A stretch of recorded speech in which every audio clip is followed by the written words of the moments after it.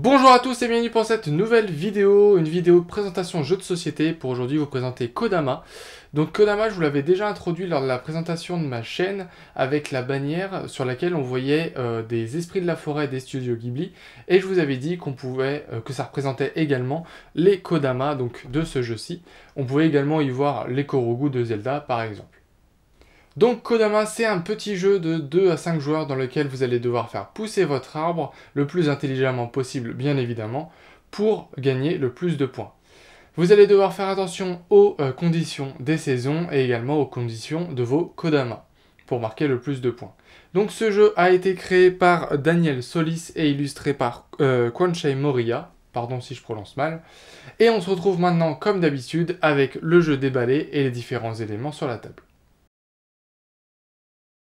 Donc dans Kodama, vous avez différents éléments, comme vous pouvez le voir ici. Donc vous avez la piste des scores pour compter vos points, mais également pour vous repérer sur les saisons et sur les tours en cours. Après, vous avez les cartes branches qui vous permettent de faire croître votre arbre, forcément. Ensuite, vous avez les cartes Kodama, donc vous allez devoir en jouer une à la fin de chaque saison. Et en fonction de l'objectif que vous aurez complété, vous allez gagner plus ou moins de points en fonction de ce que vous avez fait avec votre arbre. Ensuite, vous avez les cartes de saison, donc vous allez en jouer une cette fois-ci au début de chaque saison, et c'est une carte qui est commune pour tous les joueurs, c'est-à-dire que ça va ajouter une règle, un objectif, etc. pour tous les joueurs au cours de la saison active. Et du coup, celle-ci est visible de tous et reste visible au cours de la saison. Ensuite, vous avez les cartes troncs, donc c'est avec ces cartes-là que chaque joueur va commencer, il y a une carte par joueur. Et il va y avoir un élément dessus important pour chaque joueur, j'y reviendrai plus tard. Ensuite, vous avez le pion premier joueur, vous avez le marqueur de saison qui se place sur la piste des scores pour compter le nombre de tours au cours des saisons et pour se repérer sur les saisons. Et vous avez les marqueurs de points pour chacun des joueurs. Donc maintenant, on se retrouve pour le détail de toutes les cartes. On se retrouve donc pour expliquer chacune des cartes et on va commencer par les cartes les plus simples, c'est-à-dire les cartes troncs. Donc les cartes troncs, les voici. Donc ces cartes-là vont être placées sur votre table de la manière suivante. Vous allez devoir mettre la base du tronc sur le bord de la table. Ça va permettre que si vous faites pousser votre arbre, les branches ne viennent pas pousser en dessous la base de votre racine et s'étendent n'importe comment. Ça va donner une limite de pouce à vos branches.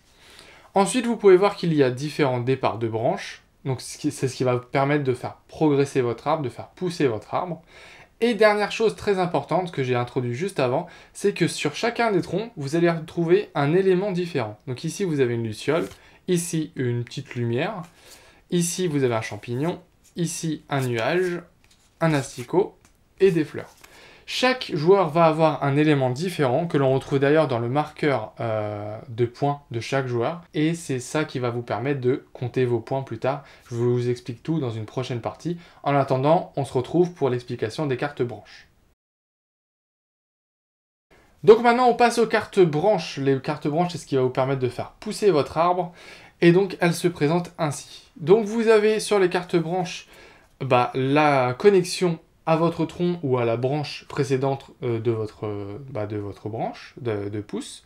Et vous avez les différents éléments, donc parmi les 6 possibles. Donc là, ici, vous avez 2 lucioles et un nuage, par exemple. Et plus vous allez jouer de cartes avec le même symbole à la suite, et plus vous allez gagner de points sur la même branche. Je reviendrai dessus après, je vous ferai un exemple, ce sera plus clair, je pense.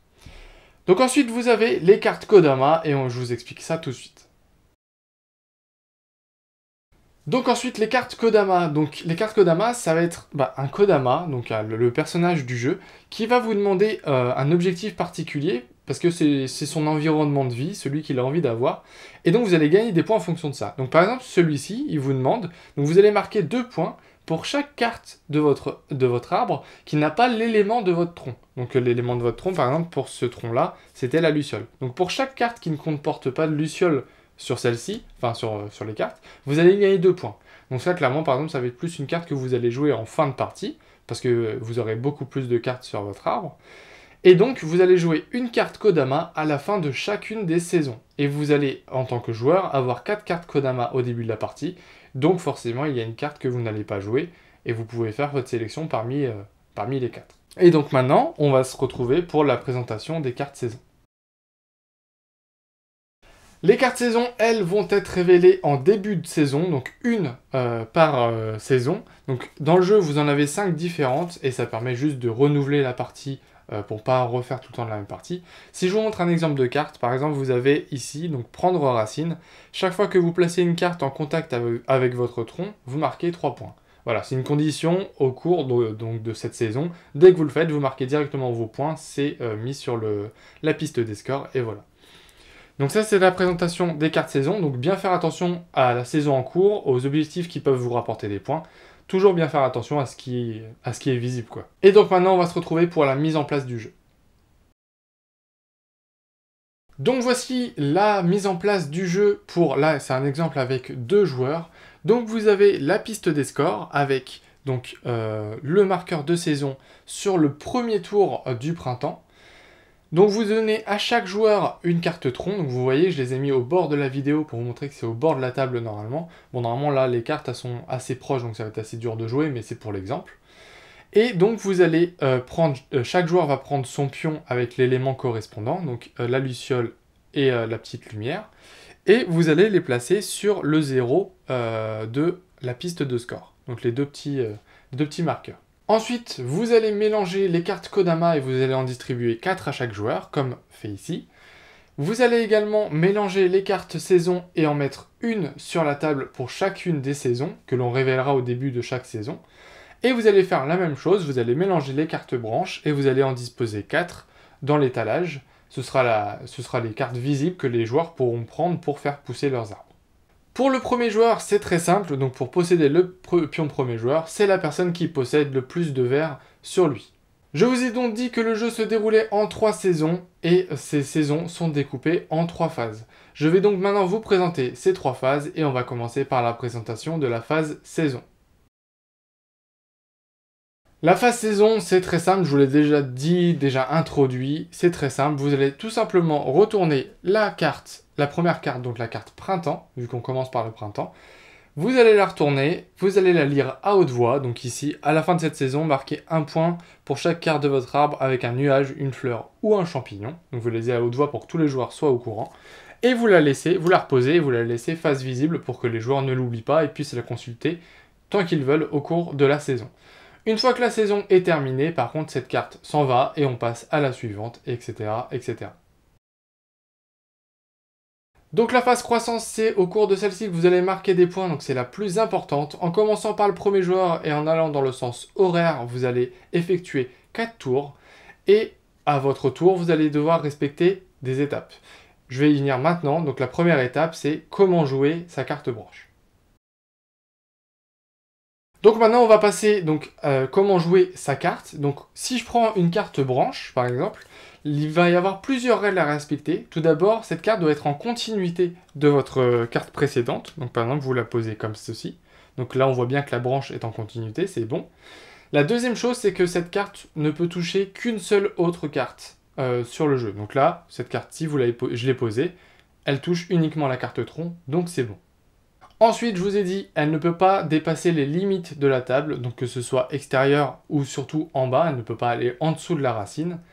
Et vous ne pouvez pas recouvrir un autre élément de la carte en jouant votre carte. Par exemple, si je prends une deuxième branche et que je veux la jouer ici, et que je fais ça, je ne peux pas la jouer comme ça, car là, en jouant cette carte-là, j'ai caché cet élément-là, et donc je n'ai pas le droit de le faire. Tout simplement.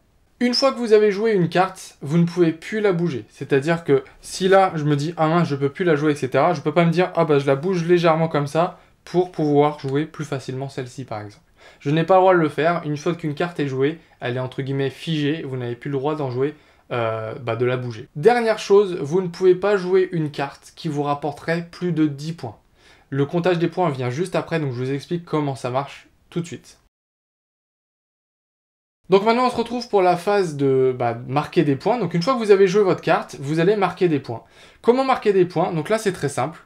Vous avez par exemple joué cette carte-ci. Donc vous avez 2 lumières sur votre carte et vous aviez une petite lumière également sur votre carte tronc, c'était votre élément de base. Donc vous allez aller de la carte la plus éloignée et revenir et vous allez compter le nombre d'éléments que vous avez. Donc là vous avez 2 lumières et là une, donc vous allez marquer 3 points. Ici vous n'avez qu'un seul nuage, donc vu qu'il est tout seul, il vous rapporte 0 points. Par contre, si vous venez à jouer... Hop, on va faire ça après. Si vous venez à jouer cette carte-ci, donc comme ça par exemple, vous allez gagner 3 points pour les nuages, parce que vous allez aller du plus loin et revenir, donc 2 nuages plus 1 nuage, donc ça fait 3. Et par contre, vu que sur votre nouvelle carte, vous n'avez pas de petite lumière comme l'élément sur le tronc, vous n'allez plus gagner de points pour les lumières, vu que vous n'avez pas suivi, fait de cartes consécutives avec le même élément. Par contre, si vous aviez pris, hop, donc la carte que j'avais mis au début, donc celle-ci, donc je la pose voilà, n'importe comment, c'est juste pour vous montrer l'exemple. Donc vous avez une petite lumière, deux lumières ici et une lumière ici, donc vous gagnez 4 points. Et par contre, vous gagnez également 2 points parce que vous avez 2 nuages qui suivent en revenant comme ça. Donc au total, vous allez gagner 4 plus 2, donc 6 points. Donc tout simplement, le comptage des points se fait comme ça. Et donc c'est, comme je vous disais dans la partie juste avant, c'est interdit de poser une carte si elle vous rapporte plus de 10 points. Hors conditions des saisons, etc. Si les saisons vous rapportent des points en plus, etc. Ça, c'est compté à part. Si par exemple, là je rejoue une carte, je mets n'importe comment, hein. Mais si je rejoue une carte comme ça, donc avec une étoile et un nuage, là je rejoue encore une fois une carte, donc ça fait 4 pour les nuages et 6 pour les étoiles, donc ça fait 10 points. Au-delà de ça, je ne peux plus jouer de cartes avec des étoiles et des nuages en même temps, parce que sinon ça me rapporterait plus de 10 points et je n'ai pas le droit de le faire. Tout simplement. Ça c'était la règle de la partie d'avant que je voulais vous expliquer.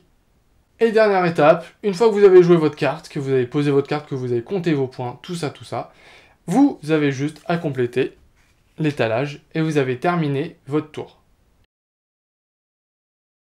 Enfin, il reste la phase Kodama, donc vous allez prendre vos Kodama en main, et suivant ce que vous avez effectué dans vos 4 tours de saison, vous allez choisir de jouer un Kodama pour qu'il vous rapporte des points. Donc par exemple, là c'était, parmi les lucioles et les chenilles, déterminez l'élément en plus petit nombre sur votre arbre, et vous marquez 2 points pour chaque élément de ce type. Voilà, par exemple, vous allez faire ça, et vous allez poser la carte, et vous allez compter le nombre de points que vous avez gagné avec cette carte-là, et vous allez rajouter les points sur la piste des scores. Donc une fois que vous avez fini vos 4 tours et que vous avez fini votre saison, vous allez faire pareil avec l'été, pareil avec l'automne, et ensuite votre partie est finie. Félicitations, vous avez fait un superbe arbre, vous l'avez fait croître superbement, vous avez gagné plein de points et vous avez fini la partie. Et voilà, cette vidéo est terminée, j'espère que celle-ci vous a plu. Si c'est le cas, n'oubliez pas de commenter, de liker et de vous abonner. D'autres hors-série jeux de société vont arriver, j'en ai encore plein à vous présenter. Et on se dit à bientôt pour une nouvelle vidéo. Salut!